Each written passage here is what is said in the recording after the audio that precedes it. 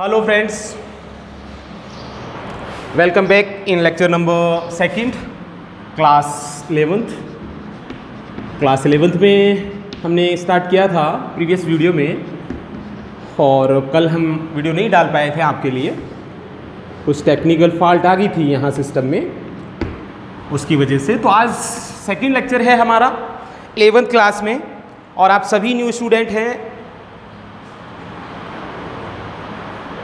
और थोड़ा सा फिर से दोबारा से मैं इंट्रोड्यूस करता हूँ माई सेल्फ नाहर सिंह चौधरी और मैं यहाँ सीनियर लेक्चरर हूँ NPS स्कूल मालाखेड़ा में, इंग्लिश पढ़ाता हूँ 11th-12th को। यदि आप यहाँ हमसे जुड़ते हो तो निश्चित रूप से मेरे से ही इंग्लिश पढ़ोगे। जैसा कि मैंने कल आपको बताया था कि 11th क्लास में आप लास्ट टाइम ग्रामर पढ़ेंगे और यहाँ पर आपका सिलेबस इस तरह से डिजाइन किया है, इस तरह से डिजाइन है कि यहाँ पर लगभग 90% यानी 90% ग्रामर आपकी कवर हो जाती है। सारे टॉपिक्स हैं, चाहे वो टेंस हो, चाहे वो एक्टिव हो, पैसिव वॉइस हो, चाहे वो पार्ट ऑफ स्पीच हो, चाहे वो डायरेक्ट इनडायरेक्ट हो, चाहे वो मॉडल्स हो, चाहे वो सिंथेसिस हो, चाहे वो ट्रांसफॉर्मेशंस हो, यानी हर टॉपिक को टच किया है। और इसका मेन ऑब्जेक्टिव, मेन एम यही है कि आगे जाके 12th क्लास में आपकी ग्रामर बिल्कुल नहीं रहेगी, सारा कंपोजिशन पे डिपेंड हो जाएगा, सारा कुछ कंपोजिशन में से पूछा जाएगा। ठीक है, तो मेरा आपसे निवेदन ये है कि 11th क्लास में चाहे आप आर्ट्स स्ट्रीम से हैं, चाहे आप बायोलॉजी से हैं या आप मैथ लेना चाह रहे हैं, जो भी सब्जेक्ट लें, ठीक है, उससे कोई बात नहीं है, कोई भी आप सब्जेक्ट लें। लेकिन यहाँ पर इंग्लिश की यदि बात करें तो इंग्लिश को बिल्कुल भी आपको हल्के में नहीं लेना है, बड़ी गंभीरता से इसे पढ़ना है, क्योंकि ये सब्जेक्ट ऐसा नहीं है। ठीक है, देखिए यहाँ पर आपको मेहनत नहीं चाहिए, मेहनत करने की आवश्यकता नहीं है, इंग्लिश को रटने की आवश्यकता नहीं है कि आप रटे जाइए रटे जाइए रटे जाइए, रट्टे ठोकने हैं। ठीक है, बहुत सारे गार्जियंस, पेरेंट्स, स्टूडेंट्स कहते हैं सर अंग्रेजी में प्रॉब्लम है, बाकी मैथ्स ठीक है, केमिस्ट्री ठीक है, बायोलॉजी ठीक है, इंग्लिश समझ में नहीं आती, समझ में आती है तो याद नहीं होती। ठीक है, ऐसा कुछ भी नहीं है। आप मेरे से जुड़िए, आप यहाँ आइए। ठीक है, ये बिल्कुल साइंटिफिक लैंग्वेज है, फैक्ट्स पर डिपेंड है, फैक्ट्स पर बेस्ड है। ऐसा नहीं है कि यहाँ कुछ भी ऐसा होता है तो ऐसा होता है। लैंग्वेज के लिए मैं बहुत लंबा लेक्चर दे चुका हूँ। फर्स्ट लेसन में, फर्स्ट लेक्चर में मैंने कहा है लैंग्वेज प्रैक्टिस से आती है। ठीक है, लैंग्वेज नकल करने से आती है, लैंग्वेज अभ्यास से आती है। ठीक है, यदि आपको भाषा सीखनी है तो प्रॉपर एटमॉस्फेयर बनाना पड़ता है, जहाँ पर आपको इंटरेस्ट लेना पड़ता है। यदि आप यहाँ इंटरेस्ट नहीं लेंगे या आप में इंटरेस्ट नहीं लेगी, ठीक है ना, आप एक कदम दूर जाएंगे, ये 50 कदम दूर जाएगी। और आपको बता देता हूँ, आप में आपकी हो सकता है आप मैथ में 100 आउट ऑफ 100 नंबर ला सकते हैं, फिजिक्स में आप शानदार नंबर लाते हैं, केमिस्ट्री में लाते हैं, लेकिन और आप बहुत बड़े साइंटिस्ट हैं, लेकिन आप इंग्लिश नहीं जानते, तो अपनी उस इंटेलिजेंसी को आराम से अपने दिमाग में रखिएगा। ठीक है ना, उसे कोई पूछने वाला नहीं है। ये वीडियो इसलिए, ये बातें मैं इसलिए ये आपको बता रहा हूं कि ये इंपॉर्टेंस क्या है लैंग्वेज का। देखिए, इंटरकनेक्टेड करती है ये हमें। यदि आप अंग्रेजी आती है, आपको इंग्लिश आती है, आप इंटेलिजेंस आपके पास है, तो आप अच्छी नौकरी पर जा सकते हैं, अच्छी पोस्ट पर जा सकते हैं। सपोज करिए, एग्जाम्पल करिए, 12th पास करने पर बहुत सारों ने अपने ड्रीम देख रखे, बहुत सारों का आप लोगों का स्वप्न है, सपना है कि सब हमारा बेटा MBBS बनेगा, हमारा बेटा IITian बनेगा 12th क्लास पास करने के बाद। ठीक है, आप IIT में टॉप कर सकते हैं, IITian आप बन सकते हैं, अच्छे मार्क्स ला सकते हैं। ठीक है, टॉप कॉलेज में आप एडमिशन ले सकते हैं। यदि इंग्लिश लैंग्वेज, यहाँ आपको ये लैंग्वेज नहीं आई तो फिर आपको कहीं अच्छी जॉब नहीं मिलेगी, ये गारंटी की बात है। ठीक है, एक साल पहले न्यूज़पेपर में आया था कि IITian कर ली, IIT करने के बाद में भी जॉब नहीं मिल रही है। क्यों? क्योंकि लैंग्वेज टेस्ट ही पास नहीं होता। यदि आपको इंग्लिश नहीं आती है तो कुछ नहीं आता है। छोड़ते हैं ये भाषण, ठीक है ना, बहुत सारा टाइम खराब हो गया है हमारा, पहला वीडियो में ही मैं बोल चुका हूँ, फिर दोबारा से कह रहा हूँ। बहुत सारे ही ग्रामर के, सारी ग्रामर कवर है। आप कोई सा भी टॉपिक, यदि आप जो मैं यहाँ पढ़ा रहा हूँ वो नहीं पढ़ना चाहते, आप ये सोच रहे हैं कि सर ये पढ़ा रहे हैं, हो सकता है साथ ये टॉपिक इनको आता हो बाकी नहीं आता हो, आप कमेंट में डाल सकते हैं, कमेंट में डाल सकते हैं जो भी आप टॉपिक पढ़ना चाहते हैं, या जिस भी टॉपिक में आपकी प्रॉब्लम है, चाहे मैं यहाँ पढ़ा रहा हूँ या नहीं पढ़ा रहा हूँ, उस बात से कोई बात नहीं है। कोई भी टॉपिक हो, चाहे वो हमारे सिलेबस में है या नहीं है, ठीक है, चाहे वो किसी भी क्लास का हो, चाहे वो 12th का हो, 11th का हो, चाहे BA का हो, फर्स्ट ईयर का हो, सेकेंड ईयर का हो, कोई मैटर नहीं रखता, लेकिन आपका जो प्रॉब्लम है वो जेन्युइन होनी चाहिए, ठीक है ना, ऑथेंटिक होनी चाहिए, एक्सेप्शनल नहीं। फिर दूसरी बात मैंने कही थी कि यहाँ आप ग्रामर पढ़िए, लास्ट टाइम पढ़ रहे हैं, लेकिन ऐसा पढ़ लीजिए कि मजा आ जाए, जीवन में कहीं जरूरत नहीं पड़ेगी, यहाँ पढ़िए। फिर मैं वादा करता हूँ आपसे कि निश्चित रूप से आप यदि मन से यहाँ आपने पढ़ ली तो आगे कहीं भी आप पढ़ेंगे, किसी भी बड़े इंस्टीट्यूट में, किसी भी बड़ी कोचिंग में, निश्चित रूप से हमें ज़रूर याद करेंगे, हमने जो यहाँ पढ़ा है उसको ज़रूर आप पढ़ेंगे, 100% है, ठीक है। तो अब हम बात करते हैं पहला टॉपिक कि मैंने आपको बताया था कि पहले, सबसे पहले हम बात करेंगे पार्ट ऑफ स्पीच में, पार्ट्स ऑफ स्पीच में। पहला टॉपिक है आपके पार्ट ऑफ स्पीच, और पार्ट ऑफ स्पीच में जैसा कि मैंने कहा 6-7 टॉपिक्स हैं, इसमें नाउन भी इसी में आता है, एडजेक्टिव भी इसी में आता है, प्रोनाउन भी इसी में आता है। पार्ट ऑफ स्पीच होता क्या है इसके बारे में हम डिस्कस कर चुके हैं हल्का सा। पार्ट मतलब होता है हिस्सा और स्पीच मतलब होता है भाषा का, यानी आप भाषा में जो भी वाक्य, उपवाक्य, अर्धवाक्य, वाक्यांश जो भी आप बोलते हैं, जो भी आपसे मुंह से निकलता है, कुछ भी प्रोनाउंस होता है, माउथ से जो भी प्रोनाउंस होता है वो क्या निकल रहा है, उसे आप क्या बोलोगे, ये चीज़ यहाँ पर आप सीखोगे। हिंदी में यदि मैंने कहा, हिंदी में भी पार्ट ऑफ स्पीच होते हैं, मैंने कहा वह एक अच्छा लड़का है, ठीक है। अब हिंदी में बात करें, हिंदी में अब पार्ट ऑफ स्पीच क्या है, हम ये बता रहे हैं आपको कि वह है क्या, ये हमें सीखना है। एक क्या है, ये हमें जानना है। अच्छा क्या है, ये हमें जानना है। लड़का क्या है, ये हमें जानना है। ये पार्ट ऑफ स्पीच है। 1 2 3 4 वर्ड लिए आपने और उनसे एक सेंटेंस बना दिया, लेकिन ये वर्ड क्या क्या है, इनका फंक्शन क्या है, ये कैसे यूज होते हैं, कैसे इनका यूज करना चाहिए, ये चीज हमें अंग्रेजी में सीखनी है। ये हिंदी की बात कर रहा हूं, मैंने कहा ही इज ए गुड और यहां मैन।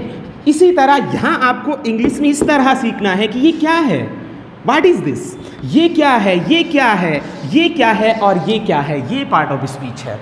जो भी आप बोलेंगे, अब जितना भी मैं बोल रहा हूं कि मैं आपको पढ़ा रहा हूं, मैंने एक वाक्य बोला, मैं आपको पढ़ा रहा हूं, आई एम टीचिंग यू, तो आई क्या है, एम क्या है, टीचिंग क्या है और यू क्या है, ठीक है। यानी आप लैंग्वेज में जो जो शब्द या वर्ड जो आप बोलते हैं उन्हें क्या बोला जाता है लिटरेचर में, ग्रामर में, ये चीज हम इसमें पढ़ेंगे। तो सबसे पहले पार्ट ऑफ स्पीच के अंदर हम पहला टॉपिक आज स्टार्ट कर रहे हैं, और पहला टॉपिक जो बहुत इंपॉर्टेंट है, ठीक है ना, और वो है कौन सा, नाउन। कौन सा टॉपिक है, नाउन। नाउन को आप जानते हैं, नाउन का मतलब भी आप जानते हैं। नाउन का मतलब होता है क्या, संज्ञा, ठीक है। और संज्ञा के ही ये 3 नंबर किसके होते हैं, संज्ञा के। नंबर का मतलब होता है वचन, संज्ञा के ही क्या होते हैं, जेंडर। जेंडर का मतलब क्या होता है, लिंग। और नंबर 3 केस यानी कारक। कारक भी बनते हैं किनके साथ, किनसे, संज्ञाओं से। यानी नाउन तो हम पढ़ेंगे ही, उसके साथ साथ इसी के नाउन में हम नंबर पढ़ेंगे, नाउन में हम जेंडर पढ़ेंगे और नाउन में हम केस पढ़ेंगे। केस मतलब कारक, जेंडर मतलब लिंग और नंबर मतलब वचन, ठीक है। नंबर तो आप जानते हैं, नंबर 2 ही होते हैं, सिंगुलर और प्लूरल। अब सिंगुलर क्या होता है, प्लूरल क्या होता है, प्लूरल बनता कैसे है, ये हम इसमें बात करेंगे। यहां हम बात करेंगे कि जेंडर, इंग्लिश में जेंडर कितने होते हैं, how many types of gender in English, ठीक है ना। In English there are 4 type of genders. अंग्रेजी में 4 प्रकार के जेंडर होते हैं। हो सकता है कि संस्कृत में 3 के हों, हिंदी में, हमें उनसे कोई मतलब नहीं है, लेकिन हम आपको यहाँ 4 जेंडर बताएंगे। आप 2 जेंडर जानते होंगे और 2 जेंडर आप जानते होंगे, स्त्रीलिंग और पुल्लिंग। लेकिन अंग्रेजी में 4 जेंडर होते हैं। मैस्कुलाइन, जिसे आप पुल्लिंग बोलते हैं, अंग्रेजी में उसे मैस्कुलाइन बोलते हैं, ठीक है। दूसरे नंबर पर आता है मैस्कुलाइन के बाद फेमिनाइन। फेमिनाइन को आप हिंदी में बोलते हैं स्त्रीलिंग और अंग्रेजी में इसको फेमिनाइन कहते हैं। तीसरे नंबर में आता है कॉमन जेंडर, ठीक है ना, समझ में आ रहा है? तीसरे जेंडर नंबर में आता है कॉमन जेंडर, और कॉमन जेंडर को बोलते हैं हिंदी में उभयलिंग, ठीक है ना, उभयलिंग।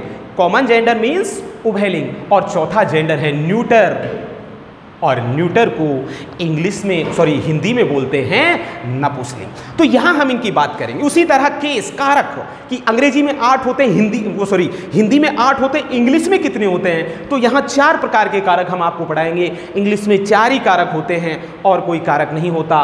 कर्ता कारक, कर्म कारक, संबोधन कारक और संबंध कारक। अंग्रेजी में यदि बात करें तो इंग्लिश में इनके नाम हैं subjective case, objective case, vocative case और जेनेटिव केस, ठीक है। इस तरह से हम इनकी बात करेंगे। तो सबसे पहले बात करते हैं संज्ञा की। संज्ञा क्या होती है, ये कितने प्रकार की होती है, ठीक है। तो टॉपिक डालिए पार्ट्स ऑफ स्पीच में नंबर 1, और नंबर 1 में आपको लिखना है क्या, नाउन। पहले बात इसकी कर लेते हैं, ये आना बहुत जरूरी है। नाउन बहुत बड़ी चीज है, ठीक है ना। इस संसार में देखिए, आपसे कोई पूछे कि noun, what is noun, noun क्या होती है, नाउन किसे कहते हैं, बहुत सिंपल है। आप बड़े आसान शब्दों में किसी को भी समझा सकते हो कि नाउन क्या है। आप कह दें कि सर नाउन सब कुछ है, एवरीथिंग, हर चीज नाउन है, जिसे आप देख रहे हो, जिसे आप छू रहे हो, जिसे आप महसूस कर रहे हो, ठीक है ना। आप बोल सकते हो, किसी ने आपसे क्वेश्चन किया what is noun, define the noun, आपने कहा everything is noun, you can see, touch and feel. जैसे आप छू सकते हो, जिसे आप देख सकते हो, जिसे आप महसूस कर सकते हो, सब कुछ क्या है, नाउन है। इस संसार में हर चीज, मैं भी नाउन हूं, मेरा चश्मा भी नाउन है, मेरा मोबाइल भी नाउन है, मेरा ये चौक भी नाउन है, ये रूम भी नाउन है, एवरीथिंग इज नाउन। चाहे वो सजीव हो या निर्जीव हो, अर्थात चाहे एनिमेट हो और इनएनिमेट हो, चाहे जीव हो या जंतु हो, चाहे द्रव्य हो या ठोस हो, सब कुछ क्या है, नाउन है, ठीक है। आप कहेंगे सर नाउन कितनी है, तो नाउन को आप काउंट नहीं कर सकते, बहुत सारी नाउन है, कितनी सारी चीजें हैं इस संसार में, ठीक है। सब कुछ ही नाउन है। आपकी नजर से जो दिखाई दे रहा है, चाहे वो कुछ भी दिख रहा है, चाहे कोई जंतु, चाहे कोई बर्ड्स है, चाहे कोई एनिमल है, चाहे कोई मैन है, ठीक है ना, चाहे कोई वर्म्स है, कीड़े हैं, चाहे मकोड़े, सब कुछ, हर चीज क्या है, नाउन है। तो नाउन को डिफाइन कैसे करें? तो नाउन की डेफिनेशन यदि हम लिखें तो नंबर 1 डालें और लिख दें, अंग्रेजी में मैं लिख रहा हूं नाउन किसे कहेंगे, तो ये रही डेफिनेशन। और आपने कहा a noun is a name of person, things of person, things, place, state,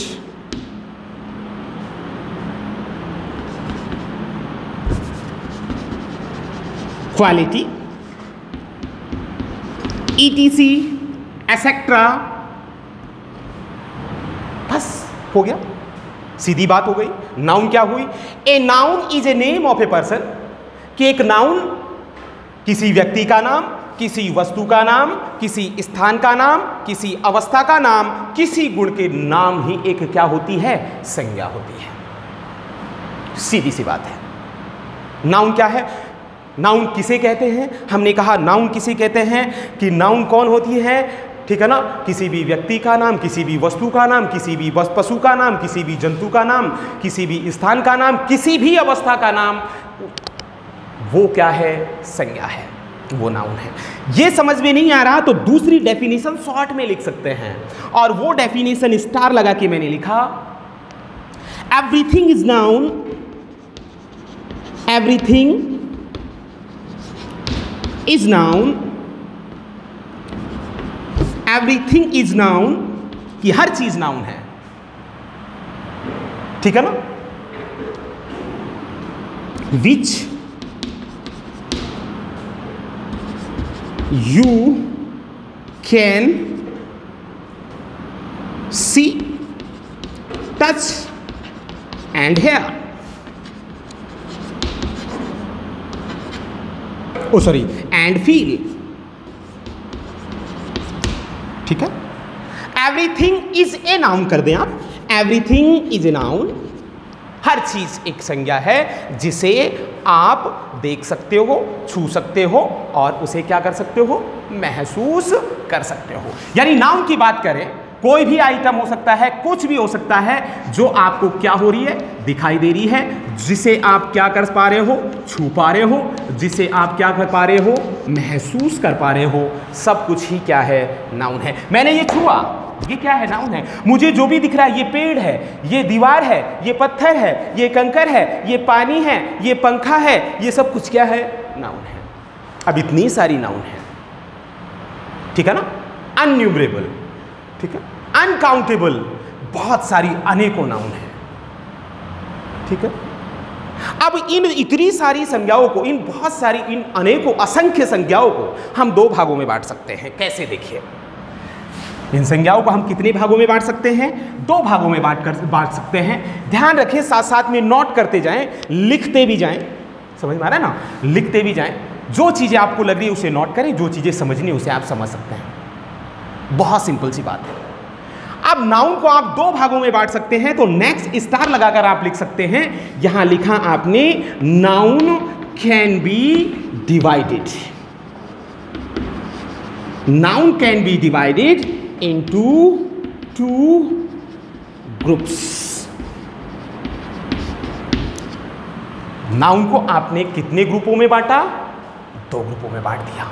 कौन कौन से, नंबर एक, पहला काउंटेबल नाउन,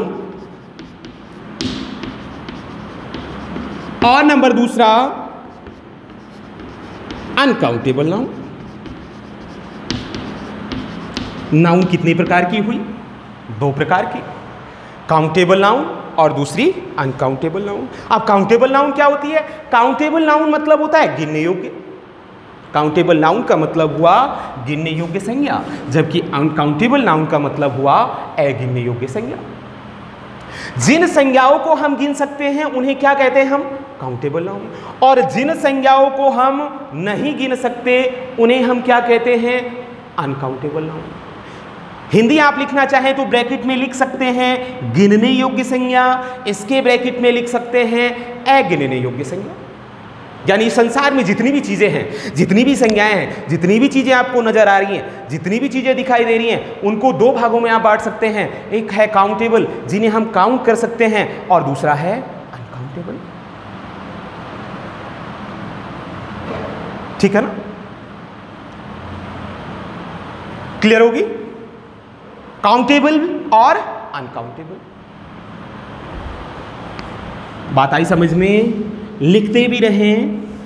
यदि आपको, फिर मैं कह रहा हूं, यदि समझ में नहीं आ रहा है तो कमेंट में आप लिखें। जो भी चीज़ आपको समझ में नहीं आ रही है या कोई भी चीज़ आपको समझनी है, कोई भी टॉपिक आपको समझना है, आप हमारे विद्यालय में आ सकते हैं, मुझे कॉल कर सकते हैं, मेरे से पूछ सकते हैं। ठीक है, लेकिन ये काम आपको करना ही पड़ेगा। समझ में आई बात, आगे चलते हैं। यहां तक क्लियर हुआ, गिनने योग्य और अगिनने, दो ग्रुप में, सारी संज्ञाओं को दो ग्रुप में हमने बांट दिया।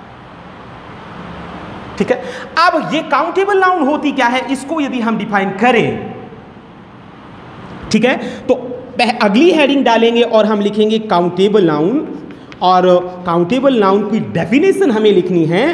काउंटेबल नाउन यदि आप हिंदी लिखना चाहो तो यहां पर ब्रैकेट में लिख दें आप गिनने योग्य संज्ञा, अंडरलाइन करें, एरो का निशान लगाएं और यहां पर लिख दें। ठीक है, यहां पर लिख दें, क्या लिख दें, the noun which can be counted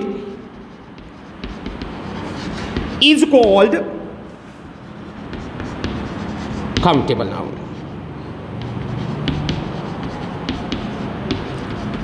एक प्रॉब्लम है, और प्रॉब्लम यह है कि मैं लिखता बहुत गंदा हूं। ठीक है, ब्लैक बोर्ड पे जो मेरा वर्क होता है वो साफ सुथरा नहीं होता है। ये मेरे अंदर कमी है, ये मेरी वीकनेस है। और ये वीकनेस रहेगी। लेकिन आप नए हो, धीरे जैसे जैसे आप मेरे से जुड़ोगे, जैसे जैसे मेरी क्लास लोगे, आपको पता लगेगा कि मैं क्या लिख रहा हूँ, ठीक है ना। आप कहो कि साहब साफ सुथरा लिखो, तो वो मेरे बस की बात नहीं है, ठीक है। ये एक्सपेक्ट मत करें मेरे से कि मैं बिल्कुल साफ सुथरा लिखूंगा, नहीं लिखूंगा, कभी भी नहीं लिख सकता। मेरी आदत में ऐसा ही है और ऐसा ही मैं लिखता आया हूँ, इसी तरह से मैं लिखूंगा, ठीक है ना। You have to understand it, आपको ये समझना पड़ेगा, ठीक है ना। इसके आगे आपको कोई चॉइस नहीं है। तो पहली डेफिनेशन हमने लिखी, countable noun, the noun which can be counted is called countable noun, is called a countable noun, कि उसे आप कह सकते हैं एक गिनने योग्य संज्ञा।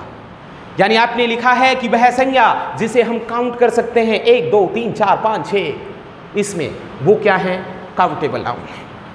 देखिए जैसे मैंने कहा बॉय मतलब क्या होता है, लड़का, ठीक है।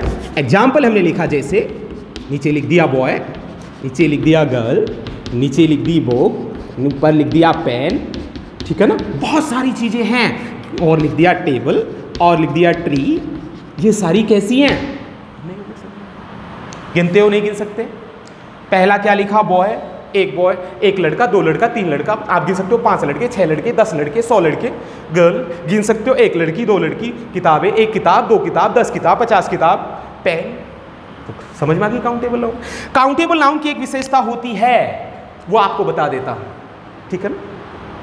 काउंटेबल नाउन की एक विशेषता होती है कि ये एक वचन में भी रहती है और बहुवचन में भी होती है, हो जाती है। यानी काउंटेबल नाउन को आप एक वचन से बहुवचन में बदल सकते हो। The noun which can be pluralized is called a countable noun. जो संज्ञा बहुवचन में बन जाए एस या ई एस लगाने से, वो संज्ञा काउंटेबल होती है। एक ये भी पहचान है। आपको कोई संज्ञा आ गई, यार ये काउंटेबल है या अनकाउंटेबल है, एस या ई एस लगा के देखिए बहुवचन बन रहा है या नहीं बन रहा। बॉय एक वचन, इसका क्या बना दिया, बॉय के साथ एस लगा दिया, तो ये क्या हो गया, बहुवचन। ये गर्ल, ये एक वचन, लेकिन इसके साथ हमने एस लगा दिया, तो ये क्या हो गया, बहुवचन। बुक एक वचन, लेकिन इसके साथ एस लगा दिया, तो ये भी बहुवचन। पेन इसके साथ लगा दिया एस, तो ये भी बहुवचन। टेबल इसके साथ लगा दिया एस, तो ये भी बहुवचन। ट्री इसके साथ लगा दिया ट्रीज, तो ये भी बहुवचन। समझ में आ रहा? ये सिंगुलर फॉर्म और ये प्लूरल फॉर्म। और ये विशेषता केवल और केवल किसकी होती है, काउंटेबल नाउन की, गिनने योग्य संज्ञा। आप हिंदी में लिख सकते हैं, आप हिंदी में लिख सकते हैं कि वो संज्ञाएं जिन्हें हम एक वचन से बहुवचन में बना दें, वो सभी संज्ञाएं काउंटेबल नाउन होती हैं, यानी गिनने योग्य संज्ञाएं होती हैं। वो संज्ञाएं जिन्हें हम एक वचन से बहुवचन में बदल सकें, वो सारी संज्ञाएं कैसी होती हैं, गिनने योग्य संज्ञाएं होती हैं। यानी जो countable noun have 2 form, singular and plural. Countable noun की 2 फॉर्म होते हैं, 2 रूप हो सकते हैं, एक सिंगुलर भी हो सकता है और दूसरा प्लूरल भी हो सकता है। और ये किसका होगा, केवल काउंटेबल नाउन का। अब बात करते हैं अनकाउंटेबल नाउन। तो ये लिख लेना, आप ये लिखें, उसके बाद में नंबर 2 लिखेंगे, ठीक है। और उसके बाद में हमने दूसरा नंबर लिखा है, और वो दूसरा नंबर क्या है, अनकाउंटेबल नाउन। मैं थोड़ा इंग्लिश ज़्यादा लिख रहा हूं, आप हिंदी लिख सकते हैं, मैं हिंदी नहीं लिखूंगा। अनकाउंटेबल नाउन आप यहां ब्रैकेट में जैसे मैं बोल रहा हूं वैसे लिख सकते हैं। जैसे अनकाउंटेबल नाउन यहां पर लिखा आपने अगिनने योग्य संज्ञाएं। यदि आपको समझ में आ रहा है तो हिंदी लिखने की आवश्यकता नहीं है, आप डैश लगाएं और आगे लिखें। अनकाउंटेबल नाउन की डेफिनेशन आप लिख सकते हैं, the noun which can not be counted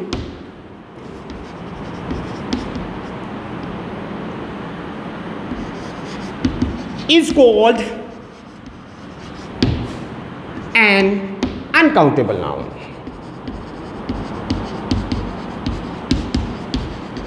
सीधी बात है, वह है वो संज्ञा जिन्हें हम काउंट ना कर सके, जिन्हें हम गिन ना सके, क्या कहलाती है, अनकाउंटेबल या अगिनने योग्य संज्ञाएं कहलाती हैं। इसे मैं मिटा रहा हूं, ठीक है। ये आपने लिख लिया होगा, इसे हम मिटा देते हैं और अब बात कर लेते हैं अनकाउंटेबल नाउन की। मैंने कहा कि काउंटेबल नाउन की एक पहचान थी कि उसे एक वचन से बहुवचन हो सकता है, उसकी दो फॉर्म हो सकती हैं। लेकिन देखिए अनकाउंटेबल नाउन की ये पहचान है कि अनकाउंटेबल नाउन हमेशा एक वचन में रहती है, इसका कभी बहुवचन नहीं बनता है। ठीक है। Uncountable noun are those noun which can not be pluralized. Uncountable noun वो संज्ञाएं होती हैं जिन्हें हम बहुवचन में नहीं बदल सकते, उन्हें हम क्या कहते हैं? अनकाउंटेबल नाउन कहते हैं। वो संज्ञाएं जिन्हें हम एक वचन से बहुवचन में ना बदल सकें, उन्हें हम क्या कहते हैं? अनकाउंटेबल नाउन कहते हैं। अगिनने योग्य संज्ञा, जैसे एग्जाम्पल हमने लिखा, जैसे वाटर, जैसे मिल्क। ठीक है। जैसे पेट्रोल। ठीक है। जैसे गोल्ड, जैसे सिल्वर। बहुत सारी है। क्या आप गिनते हो क्या? एक पानी, दो पानी, तीन पानी। क्या आप वाटर के साथ एस लगा सकते हो क्या? नहीं लगा सकते, ये गलत है। बहुवचन बनता ही नहीं, पानी पानी रहता है, ऐसा नहीं है। पानी पानी तो एक ही पानी पानी है भाई, वाटर वाटर है। ठीक है। आज आप मिल्क है, दूध, मिल्क के साथ आप एस लगा सकते हो क्या? मिल्क्स नहीं लगा सकते। दूध तो दूध ही है, दूधे थोड़ी हो जाएगा एस लगा के, नहीं लगेगा। तीसरा है पेट्रोल, पेट्रोल के साथ आप एस लगा सकते हो क्या? नहीं लगा सकते, इसे बहुवचन नहीं बना सकते, गलत है। ठीक है। पेट्रोल पेट्रोल ही होता है। और 4 नंबर गोल्ड, गोल्ड को आप गोल्ड के साथ गोल्ड्स नहीं कर सकते, सोना सोना है। ठीक है। सिल्वर को आप सिल्वर नहीं कर सकते, ये क्या है? गलत है। ठीक है। यानी कहने का मतलब हमारा ये है कि अनकाउंटेबल नाउन का बहुवचन नहीं होता, प्लूरल फॉर्म नहीं होती। ठीक है ना। जबकि काउंटेबल नाउन को हम बहुवचन में बदल सकते हैं, सिंगुलर से प्लूरल बना सकते हैं। अंडरस्टैंड? आप देखिए शॉर्ट फॉर्म सुन लीजिए, हिंदी में सुन लीजिए, देसी भाषा में सुन लीजिए, गिनने योग्य और अगिनने योग्य संज्ञा। अब गिनने योग्य जिन्हें हम गिने वो तो गिनने योग्य है, सीधी बात है। अब अगिनने योग्य कौन कौन सी हैं?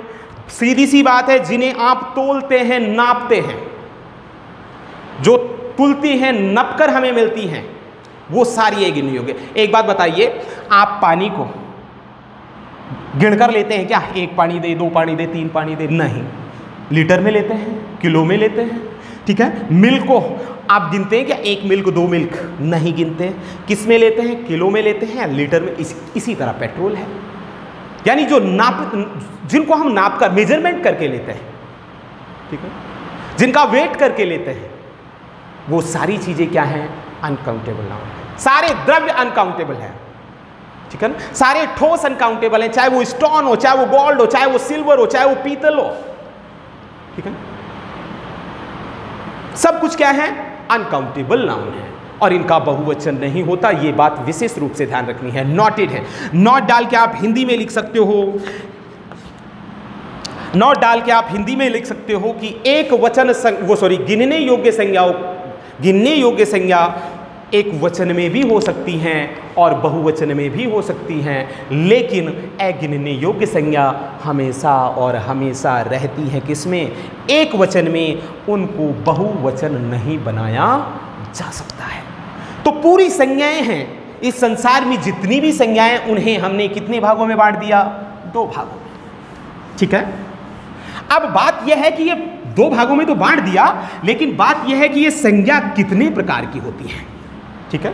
तो नेक्स्ट पॉइंट डाल के हमें लिखना है, there are 5 types of noun. संज्ञा कितने प्रकार की हुई? 5 प्रकार की इन इंग्लिश। इंग्लिश में संज्ञाएं कितने प्रकार की बता रहा हूं मैं आपको? 5 प्रकार की। हो सकता है हिंदी में कुछ अलग हो या संस्कृत में कुछ अलग हो, लेकिन हमें यहाँ 5 प्रकार पढ़ने हैं और उनमें नंबर 1 हमें लिखना है proper noun. Proper noun. Number 2 हमें लिखना है कॉमन नाउन। नंबर 3 हमें लिखना है कलेक्टिव नाउन। नंबर 4 हमें लिखना है एब्स्ट्रैक्ट नाउन। नंबर 5 हमें लिखना है मैटेरियल नाउन। यानी संज्ञाएं कितनी प्रकार की हुई? 5 प्रकार की। ठीक है, ये आप लिख सकते हैं अपनी कॉपी में, अपनी नोटबुक में, ये आप लिख लें। संज्ञा कितने प्रकार की है? 5 प्रकार की। पहली प्रॉपर नाउन। पहली संज्ञा प्रॉपर नाउन, हिंदी में इसे कहते हैं व्यक्तिवाचक संज्ञा। हिंदी लिख दे आगे। व्यक्तिवाचक संज्ञा को अंग्रेजी में हम प्रॉपर नाउन कहते हैं। जातिवाचक संज्ञा अंग्रेजी में उसे हम कॉमन नाउन कहते हैं। समूहवाचक संज्ञा अंग्रेजी में उसे हम कलेक्टिव नाउन कहते हैं। एब्स्ट्रैक्ट नाउन यानी भाववाचक संज्ञा को अंग्रेजी में एब्स्ट्रैक्ट नाउन कहते हैं। पदार्थ या द्रव्यवाचक संज्ञा जिसे हम अंग्रेजी में क्या कहते हैं? मैटेरियल नाउन कहते हैं। तो इस तरह से संज्ञा हुई 5 प्रकार की, लेकिन इन 5 प्रकार की संज्ञाओं को 2 भागों में हमने बांटा है, यानी काउंटेबल नाउन और अनकाउंटेबल नाउन में। समझ में आ रही है बात? ठीक है ना? बात समझ में आई? आप हिंदी में लिख सकते हैं proper noun, common noun, collective noun, abstract noun और मैटेरियल नाउन। इनकी हिंदी लिख लें, व्यक्तिवाचक, जातिवाचक, समूहवाचक, भाववाचक और पदार्थवाचक। अब नेक्स्ट वीडियो में लेक्चर नंबर 3 में हम पढ़ेंगे ये कि प्रॉपर नाउन कौन सी होती है, कलेक्टिव नाउन कैसे पहचानेंगे, इनकी पहचान कैसे की जाएगी, क्या इनकी विशेषताएं होते हैं। देखते रहें आप हमारे वीडियो। जो भी प्रॉब्लम हो वो कमेंट जरूर करें कमेंट बॉक्स में जाकर। यदि प्रॉब्लम हो तो मेरे से आप बात करें हमारे विद्यालय में आकर। Thank you for watching me.